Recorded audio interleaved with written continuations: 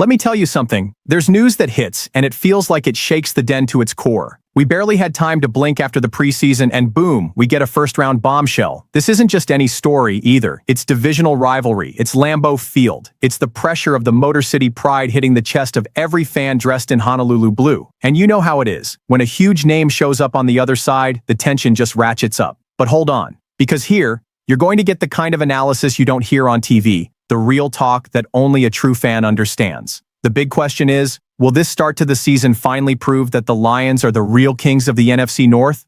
Oh, and real quick, did you know that almost 90% of you guys watching right now haven't hit that subscribe button yet? Come on, man, you're missing out on the real roar of the Lions. Don't sleep on this. Hit that button, ring the bell, and come live that Motor City pride with us. You know when you think you've seen it all in this league and then a bombshell drops that changes the entire conversation for the week? Well, the trade that sent Micah Parsons to the Packers was one of those moments that makes a fan stop their beer mid-sip. I swear, when I saw the news, I thought, no way, this can't be real. That guy at Lambeau Field against us? But it was. It was all true. The Packers went for it and brought in one of the most feared pass rushers in the NFL, and right at the start of the new season, no less. I mean, come on. Motor City didn't deserve this right out of the gate, but that's life. Our head coach, Dan Campbell, didn't shy away from the question. He faced the media with that signature look of his, part serious, part fired up, saying the guys got a few days to clear their heads, and now it's all about, yo, Green Bay.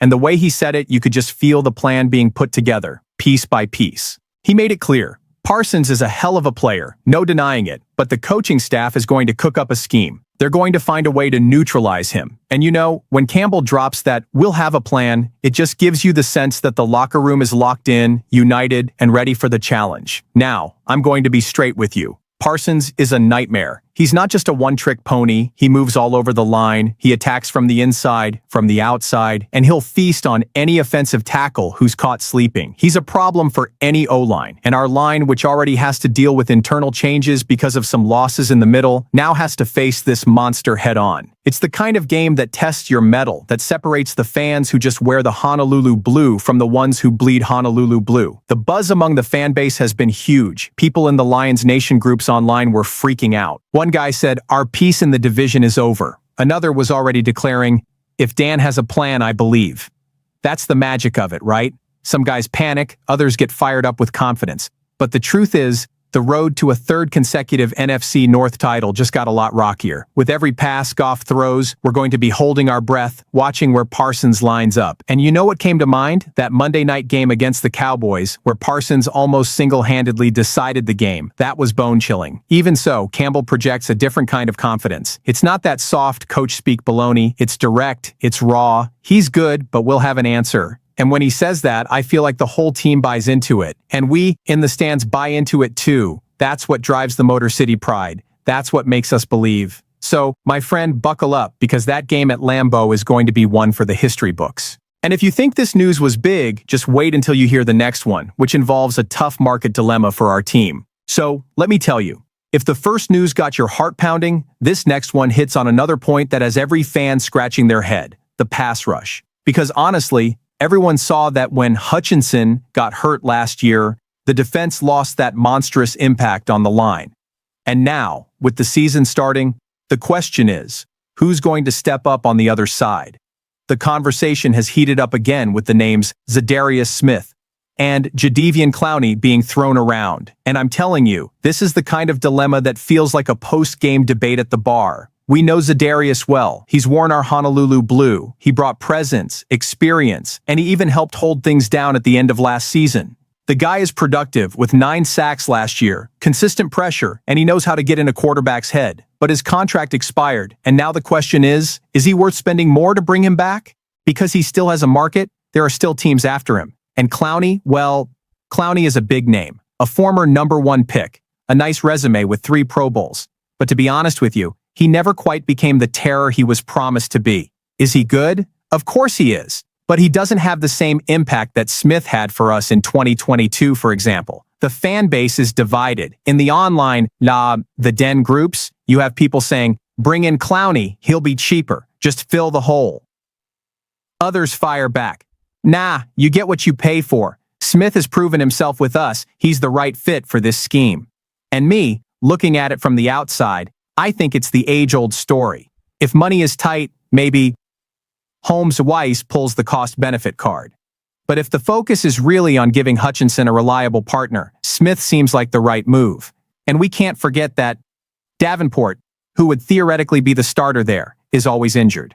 He barely played last year, only 2 games, and gave us almost nothing. That's a huge concern, because imagine us going into Lambeau with a still-recovering Hutchinson and a Davenport who can't stay healthy. You're asking for a headache worse than a Sunday morning hangover. Now, think about it with me. If the Lions sign Clowney, it's a bit of a lottery ticket. It could work out, the guy could fit in and give us 6 or 7 sacks that help a ton. But he could also be that veteran who has 2 good games and disappears. With Smith, we already know what he delivers. Consistency, chemistry. But it might cost more than the front office is willing to pay right now. So there's the dilemma. Spend more and guarantee the impact, or try to save money and take the risk. I know the pressure is immense, and you can't mess around at this position, because if Hutchinson is left on an island, he's going to be double-teamed all the time. And then, my friend, the pass rush just loses its soul. You only hear this kind of analysis from a fan who has seen this defense suffer too much. But hold tight, because the next piece of news goes right to the heart of our offensive line, and that's when things really get heated. And get this, if the whole drama about who's going to step up in the pass rush wasn't enough, now we have to talk about a wound that's still open.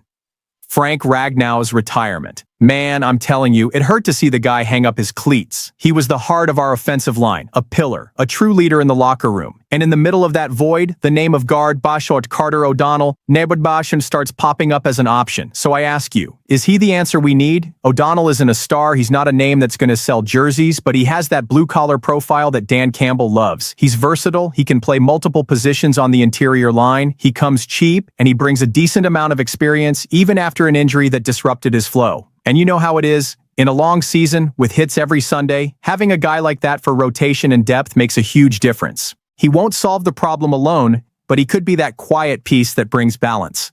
Among the Lions Nation crowd, I've seen comments all over the place. You have some fans who think this is just a band-aid, that it doesn't fix anything. But you also have those who say, hold on, you can never have enough depth on the O-line, especially when Goff needs to stay on his feet to shine. And I gotta admit, I'm on that second team. Because, my friend, without protection, this offense falls apart. We saw last year how Goff's performance drops off a cliff when he feels pressure. You can't mess around with that. And you know what came to mind? Campbell's whole philosophy. He preaches that culture of competition, of always having someone ready to step in when the next guy can't deliver. O'Donnell could be exactly that. A guy who doesn't arrive with star status, but who makes everyone else move, who keeps them on their toes. It creates that you either perform or there's someone right behind you ready to take your spot vibe. It's healthy for the group, it keeps the intensity high. Of course, you can't expect the guy to become a Ragnow. It would be unfair to even compare them. But on paper, the cost benefit is appealing. He doesn't tie up cap space, he gives the front office room to invest in other critical areas, and he provides some much-needed security for the season. It's a gamble that seems small, but it could make all the difference in tight games, you know? Those matchups that come down to a 3rd and short, a final drive, where good protection gives Goff that extra second to find Amon Ra wide open. So, while we're still bummed about Ragnow leaving, maybe this is the path forward, finding pragmatic solutions, guys who come in quietly but add to the collective. That's how you build depth. That's how you survive injuries in a long season. Now, hold on, because the next story isn't about a new player coming in. It's about the weight on Jared Goff's shoulders. And that, my friend, is where the conversation really gets heated, because it gets to the heart of the Motor City pride.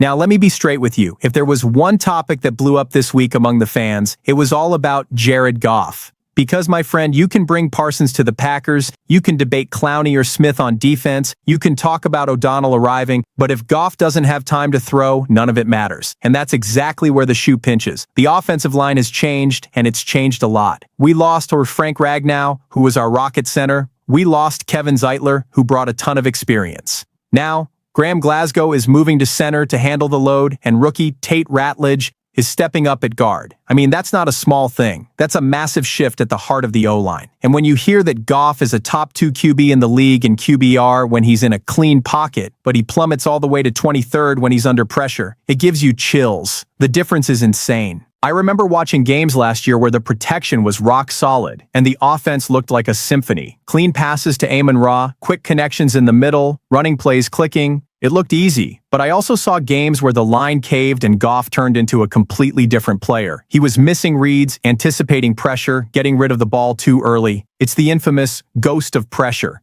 And look, if that ghost shows up again, our season could turn into a nightmare real fast. Brad Holmes.